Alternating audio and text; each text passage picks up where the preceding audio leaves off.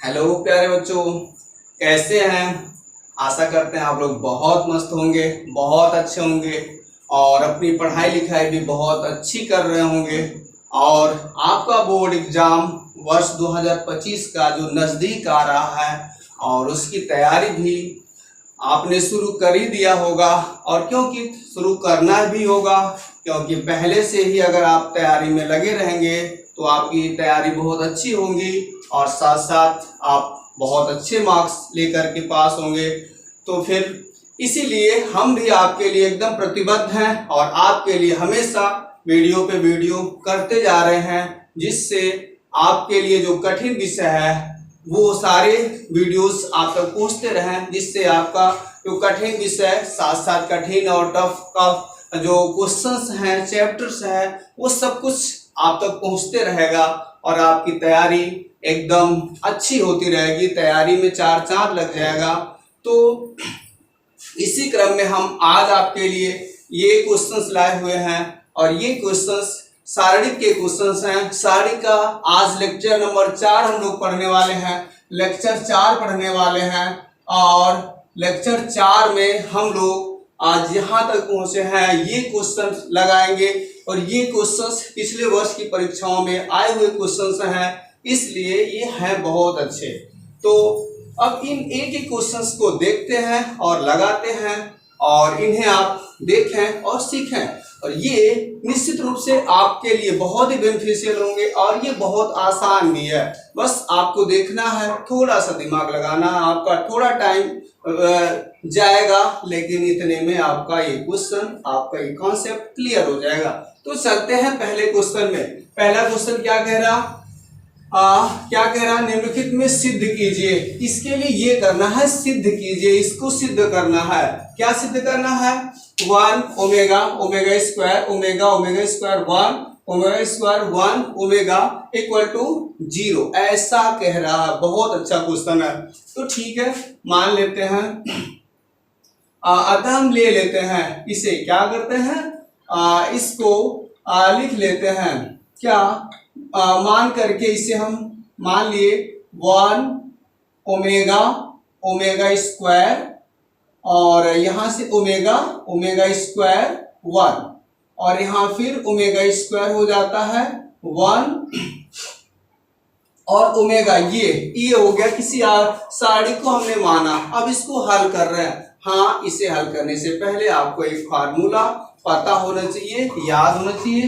Class 11th में भी ये फार्मूला था। क्या था कि 1 plus omega square equal to क्या होता, 0। ये होता है, ये आपको याद होना चाहिए, ये फार्मूला याद होना चाहिए। साथ साथ ओमेगा क्यूब का मान क्या होता है, 1 होता है। ये सब फार्मूले हैं, ये आपको पता होना चाहिए। इसी फार्मूले का प्रयोग करते हुए हम लोग इसे हल करने चल रहे हैं। अच्छा, तो देखते हैं यहाँ पे क्या हो रहा।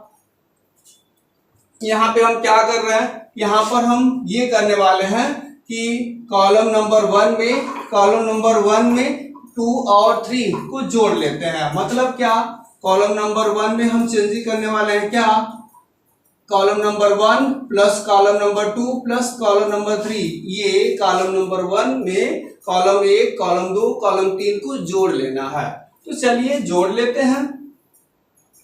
तो जोड़ लिया, क्या बनेगा, यहाँ 1 है, इसके बाद प्लस ओमेगा और प्लस ओमेगा। आप जानते हैं कि आव्यूह में मतलब ये किसी कॉलम या रो को आपस में जोड़ने से आव्यूह के मान में कोई परिवर्तन नहीं होता है। इसीलिए मैंने कॉलम नंबर 1 में 2 3 को जोड़ा। ये 1 प्लस ओमेगा स्क्वायर ये बन गया, फिर ये ओमेगा लिखा, फिर ये ओमेगा स्क्वायर लिखा। अच्छा, ये लिख लिया। इसके बाद से यहां भी ओमेगा प्लस ओमेगा स्क्वायर और प्लस 1 इसे जोड़ लिया, ये आ गया। इसके बाद से क्या है, ओमेगा स्क्वायर प्लस 1 और प्लस ओमेगा, ये जोड़ लिया। तो मैंने C1 में इस सभी को जोड़ दिया और C2 और C3 को लिख लेते हैं ओमेगा स्क्वायर और 1 और ओमेगा। बहुत अच्छा क्वेश्चन है, कई बार परीक्षाओं में आया हुआ है। तो यहाँ पहुंच गए हम लोग।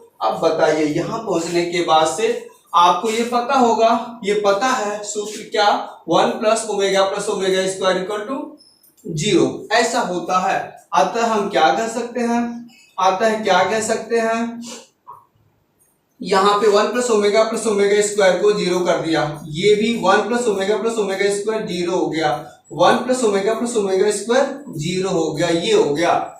इसके बाद ये उतार लेते हैं, ओमेगा स्क्वायर 1 और ओमेगा ये बन गया। अब देखिए हम लोग यहाँ पहुंचे, हमने आप लोगों को सारणी के पहले लेक्चर में सारणिकों का गुणधर्म बताया था, और सारणिकों के गुणधर्म में हमने बताया था किसी सारणी के किसी पंक्ति या कॉलम, किसी पंक्ति या स्तंभ के सभी पद अगर शून्य होते हैं तो उसका परिमाण, उस सारणी का परिमाण जो होता है शून्य होता है। तो आप कह सकते हो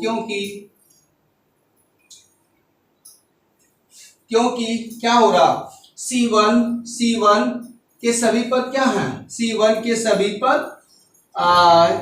पद कैसे हैं, इसके सभी पद शून्य है, C1 के सभी पद शून्य है, और किसी सारणी के चाहे रो या कॉलम अगर 0 होता है तो उसका परिमाण क्या होता है, 0 होता है। अतः आप कह सकते हो, अतः क्या बन जाएगा, इक्वल टू 0, क्या बन जाएगा 0, और इस तरह से इक्वल टू 0 हो गया, तो ये जो परिमाण आ गया ये आ गया। आप कह सकते हो हैंस प्रूव्ड ये हो जाता है। तो इस तरह से हम लोगों ने पहले क्वेश्चन को हल किया, कंप्लीट हो गया। तो ये क्वेश्चंस अच्छे थे और बहुत आसान था, बस यहाँ पे कॉन्सेप्ट यही याद रखना चाहिए था और इसको जोड़ना था। तो ठीक है, अगले क्वेश्चन में, दूसरे क्वेश्चन में चलते हैं। दूसरा क्वेश्चन आपके सामने ये है, और ये भी क्वेश्चन बहुत अच्छा है, और इस क्वेश्चंस को थोड़ा सा देखना है। मेरा मकसद बस यही है कि आप लोगों को ये छोटे और नॉर्मल और इम्पोर्टेंट क्वेश्चंस का रिवाइजिंग करवाना, जिससे थोड़ा आपकी रिवाइजिंग होती रहेगी। वैसे ये सब नियम और ये सब चीजें तो आप थोड़ा थोड़ा पढ़ते ही होंगे, और क्लासों में और क्लास में स्कूलों में पढ़ते हैं, लेकिन मैं ये वीडियो में आपको सेलेक्टेड क्वेश्चंस दे लाता हूं, जिससे आपकी तैयारी अच्छी हो और आपका रिवीजन अच्छा हो, साथ साथ आप चीजें नई सीखते रहें। तो फिर दूसरे क्वेश्चन में चलते हैं। दूसरा क्वेश्चन क्या कह रहा, दूसरा क्वेश्चन ये क्या कह रहा, दूसरा क्वेश्चन है ये आपके सामने है। दूसरा क्वेश्चन त्रिकोणमिति का क्वेश्चन है, कभी कभी बच्चे त्रिकोणमिति के क्वेश्चन देख करके थोड़ा डर जाते हैं, लेकिन पता चलता है ये क्वेश्चन बहुत ही आसान होता है, लेकिन त्रिकोणमिति को देख के डर जाते हैं। तो इसलिए ये क्वेश्चन मैं आपके लिए रखा हूं, और ये क्वेश्चन देखते हैं कैसा है। तो क्या हो जा रहा, ए बराबर दिया हुआ है 1 0 0 x cos x sin x y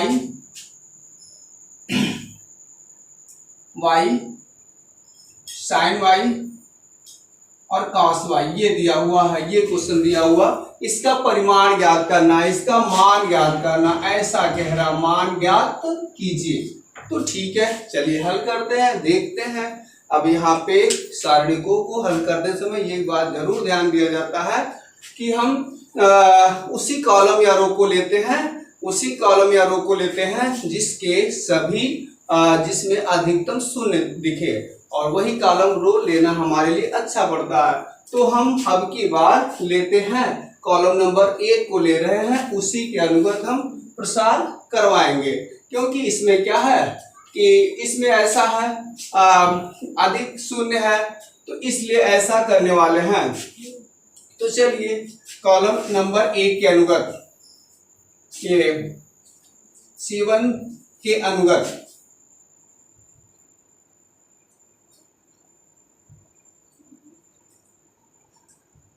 प्रसार करने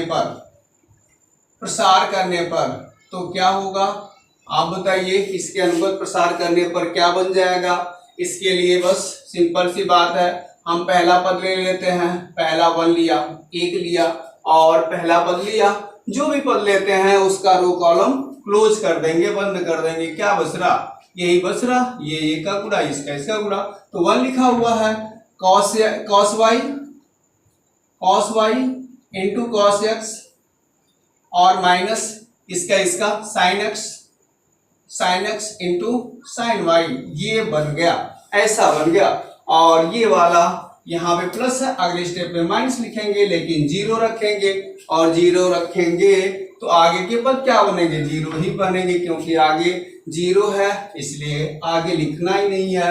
यहाँ पर वैसे फिर प्लस होगा, फिर 0 लिख दिया, ये सारा बन जाएगा, 0 ही बनेगा, यही पद उतरेगा। और है देखिए कितना आसान, लेकिन त्रिकोणमिति देख करके लोग डर जाते हैं। तो 1 का गुणा करने का मतलब नथिंग, कुछ नहीं, कुछ नहीं होगा।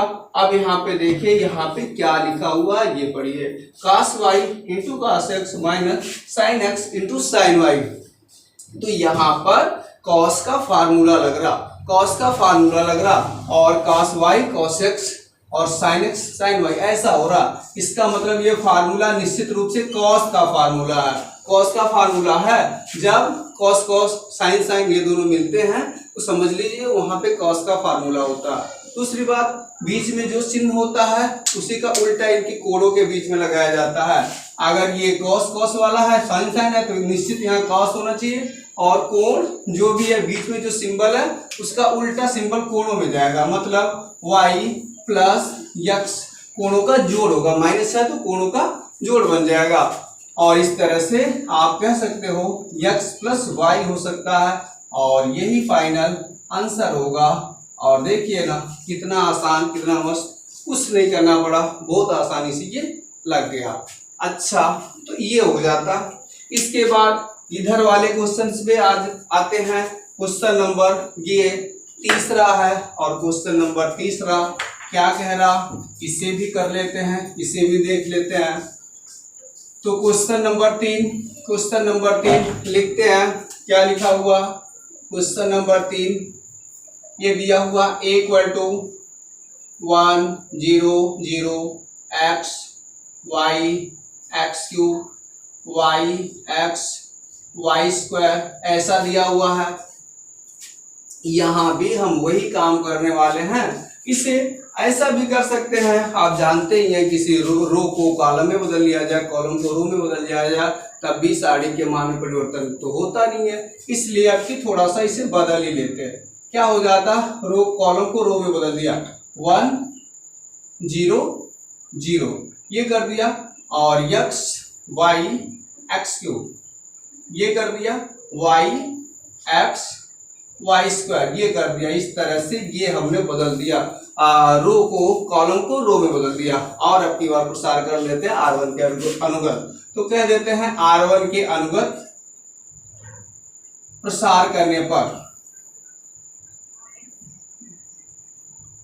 R1 के अनुगत प्रसार करने पर तो फिर क्या दिख रहा? बहुत आसान है। हम पहले पद को लेते हैं, 1 लिखा, 1 को लिखने के बाद से क्या करने वाले हैं? 1 के बाद से 1 के कॉलम और रो को छोड़ देना है। ये छोड़ दिया, ये छोड़ दिया, बचा जो है वही लिखना होगा।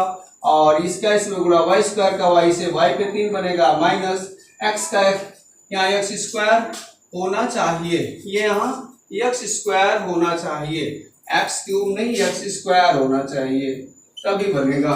यहाँ पे x² होना चाहिए, तो x² का x से करेंगे तो x पे 3 बन जाएगा। इस तरह से ये बन जाएगा। और बताइए y³ माइनस x³ का फार्मूला क्या होता? y माइनस x और फिर y² plus yx plus x², ये बन जाएगा। इस तरह से इसका हल ये बन जाएगा। तो ये क्वेश्चंस कंप्लीट हो गए। उम्मीद करते हैं ये क्वेश्चंस आपको समझ में आया होगा और आपकी पढ़ाई में जरूर सुधार होगा। और वीडियो को आप देखते रहें, चैनल को सब्सक्राइब कर लें, जिससे वीडियोस आप तक पहुंचते रहेंगे। ऐसे ही आगे के वीडियोस भी जाएंगे, इससे कठिन चैप्टर्स के भी वीडियोस आप तक पहुंचेंगे। तो इस तरह से वीडियोस को आप लाइक करें और चैनल को जरूर सब्सक्राइब करें। आज के लिए बस इतना।